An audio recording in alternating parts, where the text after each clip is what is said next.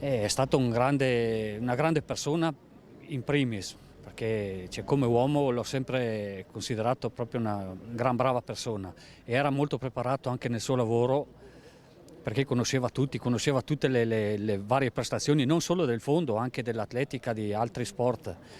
È stato un gran bravo giornalista e purtroppo è un peccato averlo perso anche così presto. L'abbraccio corale dal mondo dello sport, non solo bellunese ma anche dalla vicina regione Friuli Venezia Giulia e dalla Valle d'Aosta. Giovanni Viella era infatti nato a Cogne nel 1958. Un amico, una persona semplice che c'era e che era facile con lui stare, semplicemente vivere con lui era facile. Sapeva instaurare nelle persone questa bella sensazione di amicizia e di sport, perché era così. Al mondo dello sport hanno fatto eco in cordoglio unanime i rappresentanti del mondo istituzionale e industriale e il sindacato giornalisti del Veneto.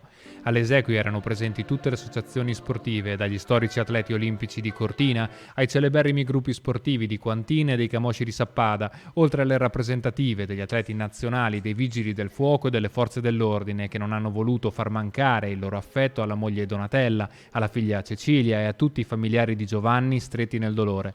Occhi lucidi e commozione per la scomparsa di un uomo che ha saputo trasmettere con il suo stile di vita i valori più profondi, un connubio di passione e dedizione, di impegno e umanità. Il ricordo sicuramente più bello è quello di Oberstdorf, dove Maurilio vinceva, trionfava alle 50 km.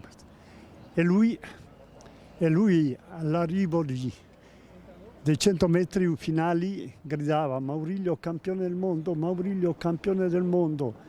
Ed è stato veramente una cosa entusiasmante, dove il campione vinceva sì, però lui faceva nascere le platee di tutto quanto il nostro territorio e non solo.